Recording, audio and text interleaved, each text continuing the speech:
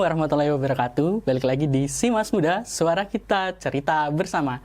Kali ini Si Mas Muda bareng aku nih, Chandra, udah kedatangan tamu spesial. Narasumber kita seorang entrepreneur muda guys, asal Tuban yang bergerak di dua bidang usaha, yaitu fashion dan kuliner.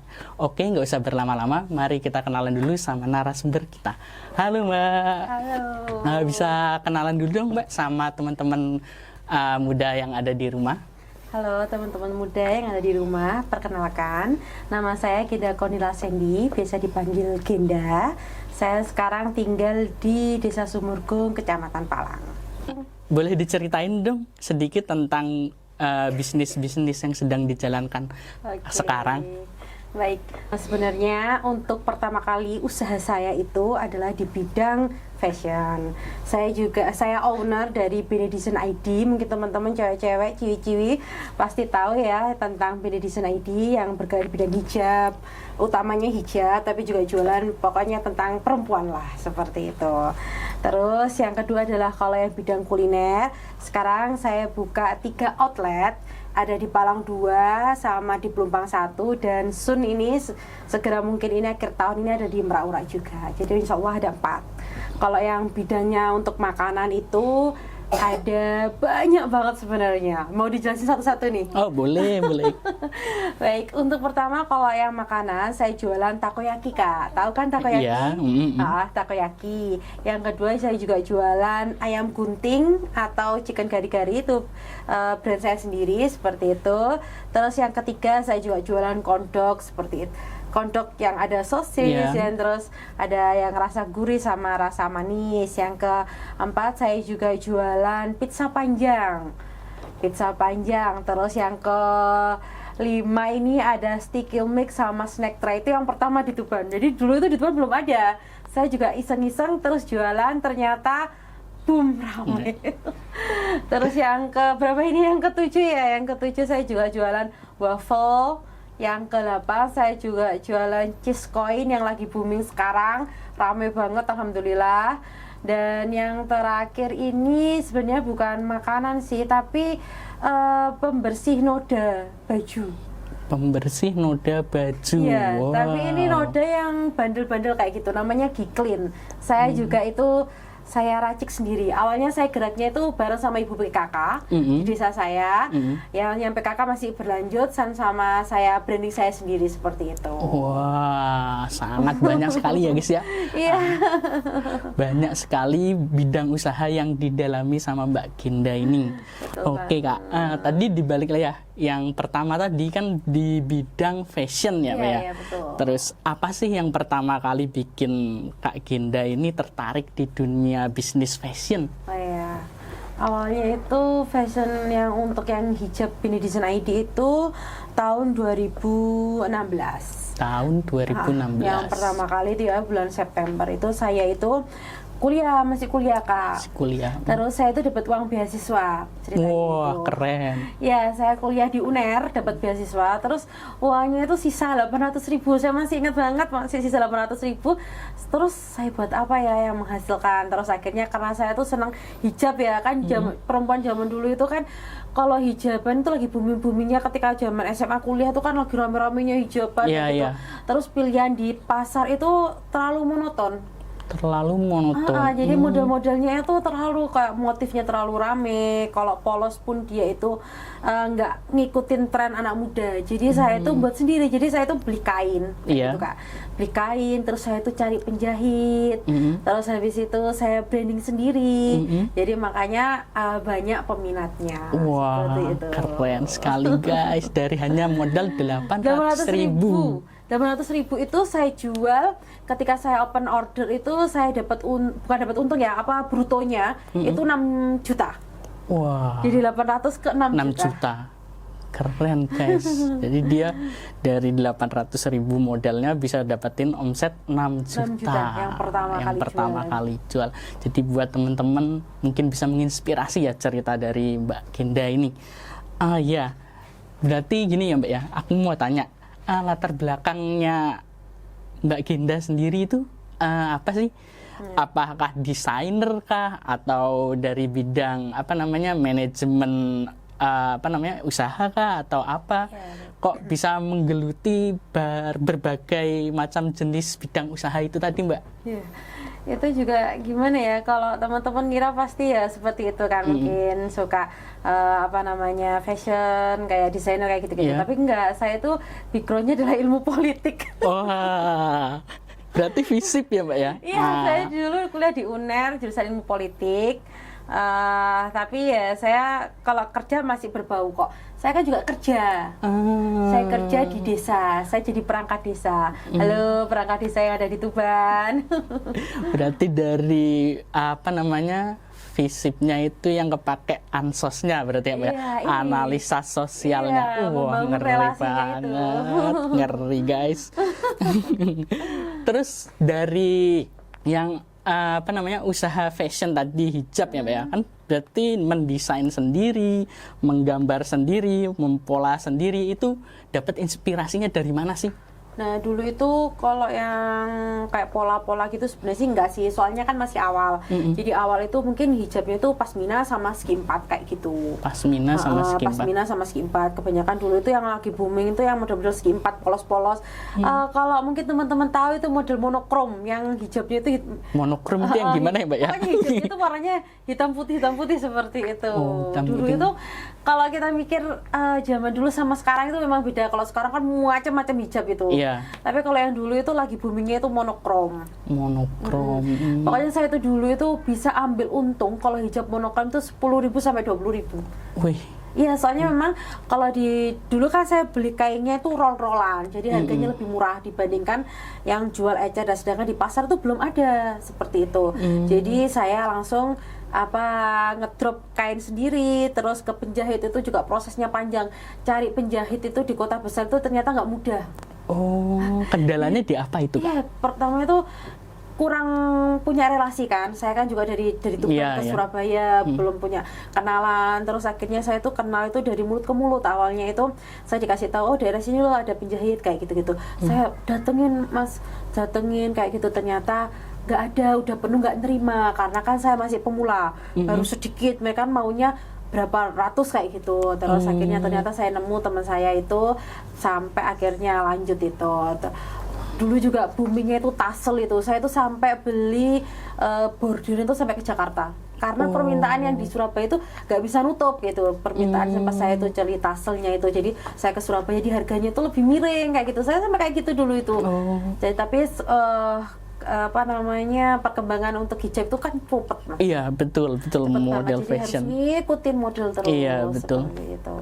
Kalau yang seperti itu ya, Mbak ya, kan katanya dari model fashion itu berubah-ubah terus ya, Mbak ya. Ya, betul-betul. Itu cara riset pasarnya gimana sih, Mbak? Nah, Kan kadang teman-teman yang mau memulai usahanya gitu, aku ini punya modal, mau jualan apa, terus target pasar apa yang mau kita tuju, kadang kan bingung. Kita sudah memberanikan diri, malah bunuh diri akhirnya kan gitu, nggak kembali itu sih modal karena kurang riset itu tadi, Mbak. Baik, kita itu kalau menjadi usaha itu yang paling penting tuh lihat kebutuhan pasar.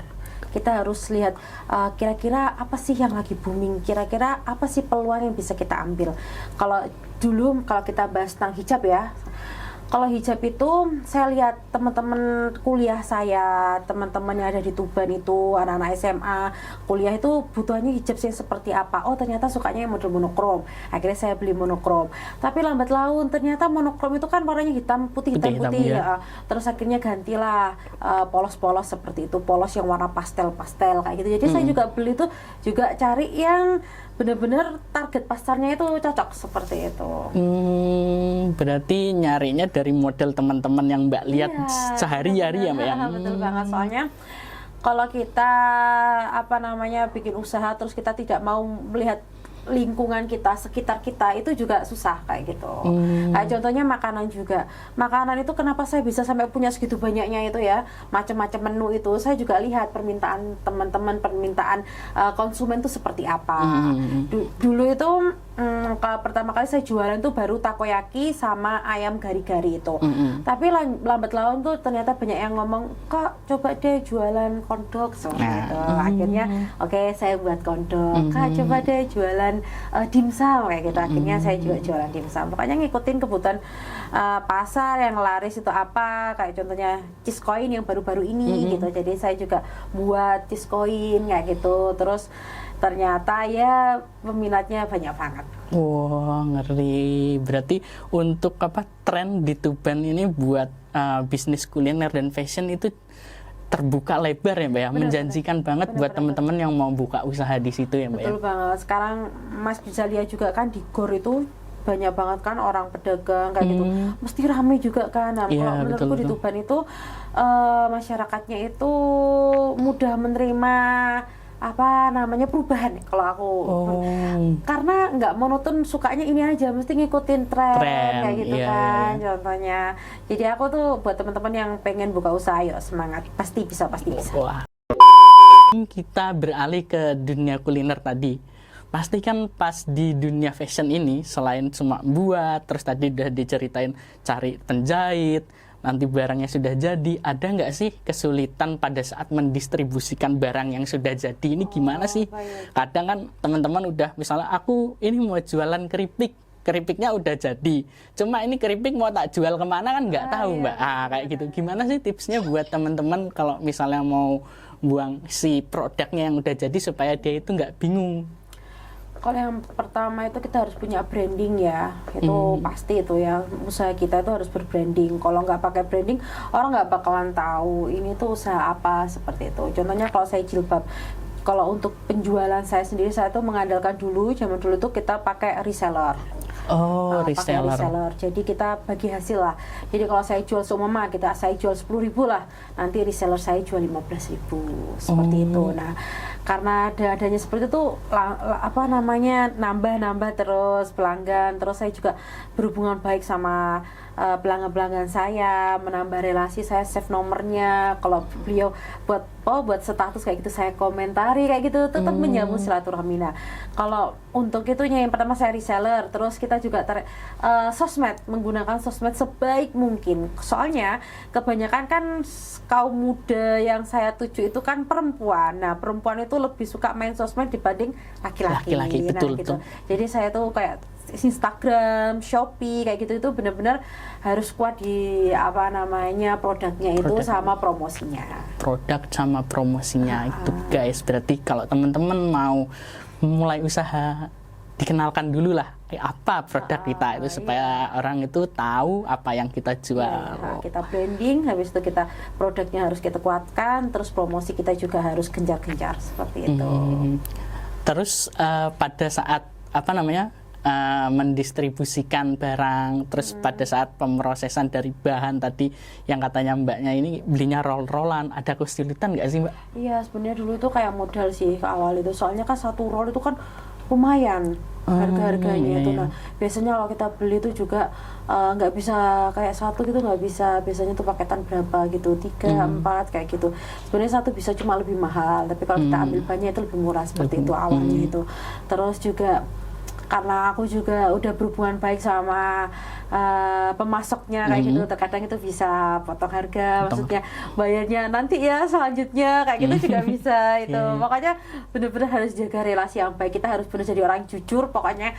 Jadi kalau kita jujur dan bertanggung jawab itu pasti banyak orang yang bantu. Kalau penjahit juga gitu, kita kan pertama ngasih jahit ya, nggak langsung bayar gitu, nggak nunggu nanti kalau udah selesai berapa nanti kita bayar berapa sisanya kayak gitu sih. Nah, kendala dari modal itu, tapi karena kita orang yang bertanggung jawab dan jujur pasti ada jalannya. Itu guys, yang penting adalah bertanggung jawab dan jujur. Fashion dan kuliner kan jauh beda ya Mbak ya. Kenapa sih kok terpikir mau bikin usaha di bidang kuliner gitu loh? Sedangkan dunia kuliner itu kalau aku mengamati jatuh bangunnya cepet loh. Iya benar. Awalnya itu saya itu kan suka jajan ya. Iya. Kalau kata-kata orang sekarang, apakah kamu perintis atau Pewaris. Nah. Kalau saya penglaris. Terus akhirnya ternyata saya lihat, oh ada peluang nih di Kecamatan Palang belum ada jajanan takoyaki, karena saya kan suka takoyaki ya awalnya itu. Oke lah kita coba jualan takoyaki. Ternyata boom, rame banget. Saya ketika pembukaan itu mungkin yang beli tuh entah berapa orang ya. Pokoknya saya tuh sampai dapat uang tuh sekitar 4 juta. Wow. Ketika pembukaan, padahal jajanan takoyaki itu baru harganya cuma 7.000. Wah, grand Kayak opening gitu. pertama kali buka segitu. Iya. Wah. Ternyata antusiasnya itu teman-teman di Palang tuh gede banget gitu pas takoyaki. Terus akhirnya saya merambat lanjut nambah-nambah terus sampai buka 2 cabang itu. Terus kenapa kok milih jajanan takoyaki? Takoyaki itu kan jajanan kalau nggak salah, kalau nggak dari Korea, Jepang ya Pak ya. Jepang. Kalau di Tuban sini dengan kultur budaya orang Jawa, apa sih takoyaki kan gitu? Lebih familiar pentol kan sama bakso. Iya, Kenapa aku nggak mau banget. itu? Jadi kemarin tuh saya tuh lihat kan, saya kan suka banget takoyaki. Terus saya lihat di Palang itu belum ada. Jadi tuh ya lihat peluang juga gitu. Lihat target pasar juga. Ternyata anak-anak muda itu juga suka gitu loh takoyaki. Jadi akhirnya aku putuskan pertama kali itu buat takoyaki itu tadi. Ternyata kok booming, laris banget, terus nambah jadi itu. Terus kenapa kok milih takoyaki? Yang pertama takoyaki itu mudah dibuat. Kalau kita juga lihat keuntungannya sama proses buatnya itu menurutku worth it lah untuk dibuka usaha. Jadi buat teman-teman kalau mau buka usaha boleh itu takoyaki. Wah, Itu takoyaki lumayan guys. itu juga keuntungannya kalau Itu pertama kali pas mau meluncing si takoyaki, sempet riset nggak, Mbak? Riset terus bikin tester-tester kah? Dicoba ini sama tetangga atau sama kawan kayak gitu? Pertama juga ya, kan saya kan kalau yang takoyaki itu kan franchise. Pertama juga diajarin lah sama franchise-nya itu. Tapi tetap itu senajan franchise saya juga tetap rasa-rasanya saya variasinya saya tambah seperti itu. Jadi kan kalau yang di franchise tuh cuma ada 4 variasi rasa. Apa aja Terus, itu Kak? itu tuh cuma apa ya? Cuma ayam nggak ada, cuma sosis kayak gitu itu, terus sama tuna, udang, cumi kayak gitu. Sedangkan sekarang saya variasinya banyak. Jadi itu makanya laris terus karena rasanya variasinya banyak, rasanya juga enak, terus pilihannya di satu lokasi jualan saya itu juga macam-macam menunya. Kayak gitu. Ya, Jadi berarti ini pilihannya udah nggak 2 tahun jalan, udah hampir 2 tahun. Keren. Berarti untuk usaha bisnis yang kayak gitu buat setakoyaki ya guys ya, itu bisa bertahan sampai 2 tahun, itu keren tuh. Iya benar-benar, apalagi sekarang kan saingannya banyak ya, jajanan tuh Macam-macam, betul. Terus gini Kak, aku mau tanya lagi, pada saat beralih bikin usaha ke takoyaki ini, si fashion ini gimana cara baginya? Oh ya, pertama itu masih berlanjut ya fashion itu, soalnya kan saya juga udah ada reseller, terus saya juga sudah ada Shopee gitu, tapi TikTok belum saya itu, jadi ya masih berlanjut awalnya. Terus ternyata pertengahan tahun ini saya libur dulu karena saya buka banyak usaha, jadi keteteran kayak gitu. Terus memang tapi di rumah masih buka, cuma memang nggak terlalu seaktif yang dulu. Karena juga kerjaan yang di desa, kerjaan usaha makanan itu juga lagi numpuk banget. Jadi itu fashion itu terkadang terkendala sedikit. Tapi memang sekarang lagi off dulu sih untuk yang sosmed online-nya, tapi untuk yang offline-nya masih ada toko di rumah kayak gitu. Terus dari beberapa usahanya Mbak Ginda ini ya, dari antara kuliner sama fashion ini, mana sih yang paling menghasilkan dari beberapa usaha kuliner tadi sama si fashion ini, yang lebih menghasilkan yang mana sih Mbak? Sebenarnya kalau kita melihat tentang materialnya itu ya, untuk keuntungannya sendiri itu lebih menguntungkan fashion. Karena kalau fashion itu satu item kita bisa ngambil keuntungan 10, 15, 20. Kalau fashion itu seperti itu. Cuma apalagi kalau baju bisa hampir 50 sendiri. Tapi dengan keuntungan segitu modalnya juga besar. Perputarannya tidak secepat jajanan.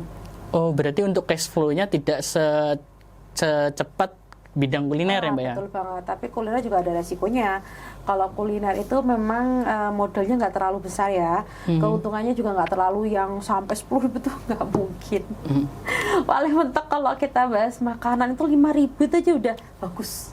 Keuntungan 5.000 itu udah bagus kalau yang kok jajanan itu. Terus tapi ya resikonya kalau jajanan itu gampang busuk kayak gitu. Terus kalau udah kena cuaca hujan itu otomatis langsung sepi. Seperti itu. Tapi kalau teman-teman pengen buka usaha yang menguntungkan ya memang bergerak di dunia fashion. Kalau fashion kan gak mampu lah istilahnya, tapi kan kita harus ngikutin perkembangan pasar kayak gitu. Jadi ya kalau namanya usaha ya pasti ada resikonya. Nah, ada resiko betul-betul. Berarti tadi kalau untuk yang di dunia kuliner ada masa expirednya atau busuk tadi nggak laku. Terus kalau yang misalnya di fashion itu walaupun trennya sudah ganti, itu gimana sih cara buangnya Mbak? Kan katanya tadi trennya pasti berganti kan? Betul-betul. Tadi yang modelnya apa tadi? Chrome itu tadi? Iya. Itu terus begitu berganti sama yang lain, stok yang lama ini kan pasti ada yang belum habis, itu dibuangnya gimana Mbak? Kalau bahasanya di stok ya, nah itu ya otomatis kita buat promo biasanya, harganya kita potong, sama dulu jualnya ada kata 60.000, nanti kita potong jadi 40.000, jadi 50.000 seperti itu. Terkadang bahkan kita hanya mengembalikan itu harga modalnya pokoknya. Itu, harga pokoknya itu aja gitu. Terus nanti kita juga biasanya promo ketika 11-11, 10-10 kita buat promo seperti itu. Habis itu kita buat paketan, kayak contohnya beli 2 gratis 1. Nah yang dead stock itu yang dibuat gratisan kayak gitu loh. Pokoknya kalau yang fashion itu memang nyenenginya itu gak gampang mampu ya ibaratnya.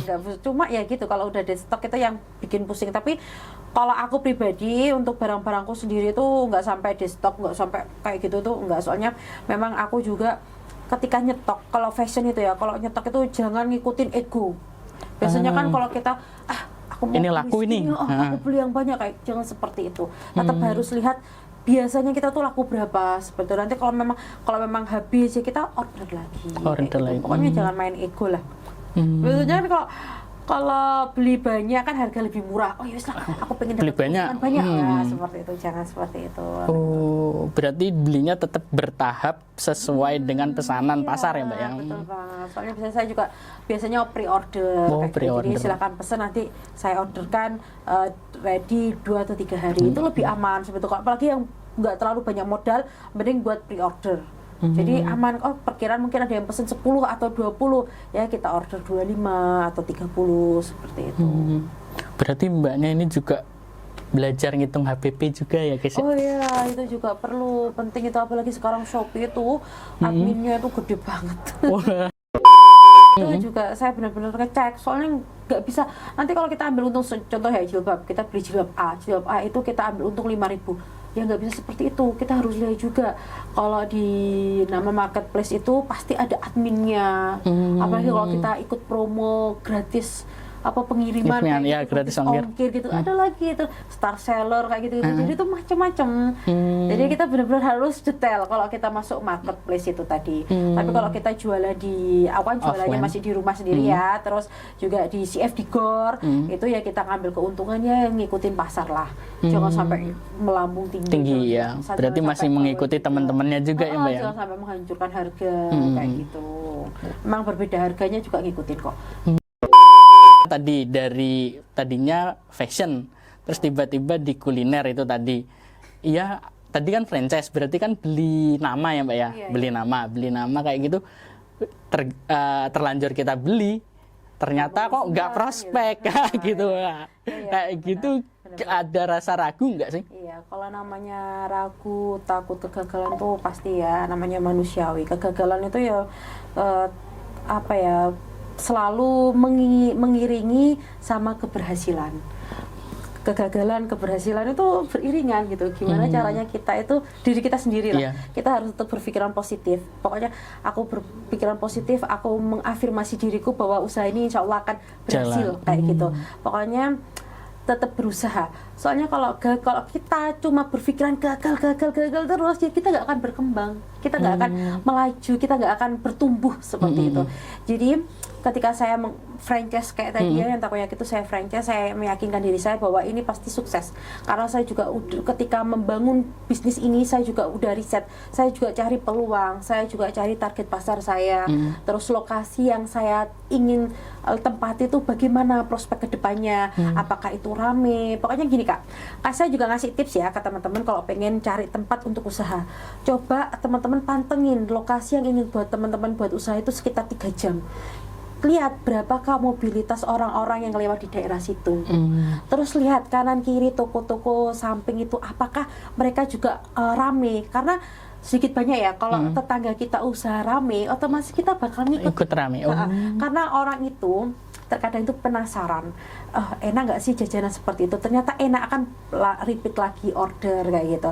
Jadi kalau mau buat usaha, lokasi itu juga sangat penting, karena kalau cuma ngikutin booming aja, ngikutin target pasar aja tapi nggak lihat lokasi juga sama aja, seperti itu. Berarti tetap kita harus lihat haluannya ya guys ya. Benar, tempatnya memenuhi syarat enggak kan gitu. Terus ada pertanyaan lagi Mbak, gini ya, kalau misalnya kita franchise, nama sebuah brand atau sebuah produk itu mempengaruhi nggak sama daya beli atau sama daya jual yang kita geluti itu tadi? Iya benar. Kalau franchise itu kan dia itu kayak brandingan ya. Mereka tuh terkadang menang di brandingannya. Soalnya kalau orang-orang franchise tuh namanya unik-unik, terusan tampilannya. Tapi yang harus kita pikirkan sebagai seorang pengusaha itu adalah rasa dan kualitas. Soalnya kan makanan ya, sama aja kalau brandingnya bagus tapi rasanya nggak enak, orang juga nggak akan balik lagi kayak gitu. Jadi kualitas sebuah produk itu juga penting untuk diperhatikan. Kualitas sebuah produk harus diperhatikan tuh guys. Jadi kalau teman-teman yang mau menggeluti dunia kuliner ya tadi, kualitas sebuah produk itu harus diperhatikan baik-baik. Hal apa sih yang paling penting pada saat membangun brand? Pada kita punya produk nih, gimana sih brand kita itu supaya kalau keripik ini pasti punya Mbak Ginda, atau takoyaki ini pasti punya Mbak Ginda, kan takoyaki pasti yang jual banyak kan gitu. Betul. Ya, yang seperti yang saya katakan tadi sebelum-sebelumnya itu ya, yang pertama adalah brandingan ya. Brandingan itu contohnya sekarang saya itu dulu jajanan saya itu kan macam-macam ya namanya. Ada sticky mix, snack tray, ada pizza panjang, ada gitu macam-macam, takoyaki, ayam gari-gari gitu. Cuma sekarang saya branding itu menjadi jajanan by Genda. Jajanan by Genda. Berarti aneka jajanan by Genda. Kayak gitu. Kan nama saya juga unik ya. Maksudnya nama Genda itu kan juga jarang. Iya, betul. Karena saya juga sudah mempunyai privilege nama yang aneh. Saya jadi branding kan, jadi jajanan itu jajanan by Genda. Jadi nanti jajanan by Genda itu macam-macam gitu. Saya jadiin satu. Sebelumnya yang awalnya pecah-pecah, saya jadikan satu. Seperti itu. Jadi ya branding itu yang utama, yang pertama. Yang kedua adalah kualitas. Kalau dibalik berarti kualitas dulu baru branding lah, kualitasnya. Kalau kualitas makanan itu atau jajanan atau produk kita itu juga sudah berkualitas, rasanya enak, kebersihannya terjamin, dan juga beda dari yang lain, inovatif. Nah itu kan juga orang itu akan kembali seperti itu. Nah yang ketiga itu inovatif ya, seperti tadi ya. Jadi kita itu juga harus lihat makanan-makanan atau produk-produk kita itu harus yang berinovasi gitu loh, jangan cuma itu aja, tapi harus juga ngikutin pasar, ngikutin target-target kita yang ingin kita tinjau kayak gitu. Nah terus yang yang keempat ya, adalah berhubungan baik dengan relasi, dengan konsumen kita. Kalau kita juga berhubungan baik dengan konsumen kita, pasti banyak peluang-peluang ke depan yang akan terbuka untuk kita. Contohnya ya, saya itu sampai detik sekarang itu, saya itu masih berhubungan baik sama teman-teman konsumen saya. Saya itu selalu nge-save nomor-nomor teman-teman pelanggan, kayak itu saya save. Terkadang kalau buat status saya komentari, saya kasihkan penawaran, saya tanya kabarnya. Jadi kalau kita berhubungan baik itu, orang itu akan senang beli ke kita. Kayak gitu. Menyambung silaturahmi. Silaturahmi, terus banyak juga peluang-peluang. Contohnya ini ada bazar atau apa. Terkadang saya dikasih free tempat kayak gitu. Ini kan ada acara di sini, kamu mau nggak? Kayak gitu. Karena kita berhubungan baik itu tadi, menjaga komunikasi dengan baik. Jadi banyaklah peluang-peluang yang ada itu. Bahkan sampai sekarang itu saya itu juga sering ditawarin gitu. Ini ada ruko di sini kosong loh, kamu nggak pengen kayak gitu. Ini ada bazar, kamu nggak pengen masukin kayak gitu-gitu. Jadi ya apa ya, kalau namanya usaha itu banyak banget hal-hal yang mempengaruhi di dalam diri kita. Semakin kita pokoknya buka usaha ini, kita harus positif, jadi orang yang positif, jadi orang yang baik, jadi orang yang jujur, bertanggung jawab, pasti akan energi-energi positif yang datang itu juga banyak. Ya berarti memanggil aura positif ya. Jadi macam-macam, makanya intinya ya seperti yang disebutin tadi. Ya. Oke ya, Kak, ini next question. Gimana sih caranya nemuin ide bisnis baru? Kan tadi dari satu ini kok nemuin takoyaki, ada corn dog, terus ada koin apa tadi. Kok bisa nemuin ide-ide inspiratif buat apa namanya usaha itu gimana sih, Mbak? Kalau ide itu terkadang itu muncul sendiri gitu ya. Muncul sendiri. Gitu. Tapi sebenarnya kalau kita itu berusaha dan ada niat, ide-ide itu akan mengikutin menurutku. Kalau kita cuma apa ya berdiam diri, juga nggak bakalan ada ide-ide yang muncul yang apa namanya brilian seperti itu. Jadi sebenarnya kalau aku pribadi, gimana caranya aku bisa memunculkan ide itu adalah gimana aku itu berpikir, terus juga melihat situasi dan kondisi sekitar seperti itu. Jadi contoh ya, kemarin itu saya juga lagi mikir aku pengen usaha apa lagi ya kayak gitu. Terus aku nggak sengaja scroll TikTok, aku lihat oh ternyata ada lagi musim nih jajanan yang cheese coin itu. Aku lihat dulu target pasarnya gimana ya di Tuban. Terus aku lihat gimana cara buatnya, keuntungannya berapa. Terus kalau sudah ada ide seperti itu, udah ada oh ternyata nanti aku buat brandingannya seperti ini, menunya seperti ini, terus foto-fotonya kayak kemasannya. Tapi kalau tidak dibarengi dengan action kan sama aja ya, percuma. Jadi ide itu akan beriringan dengan usaha dan action kita seperti itu. Sama aja loh, kalau kita udah muncul ide, kalau nggak kita eksekusi kan juga nggak berhasil.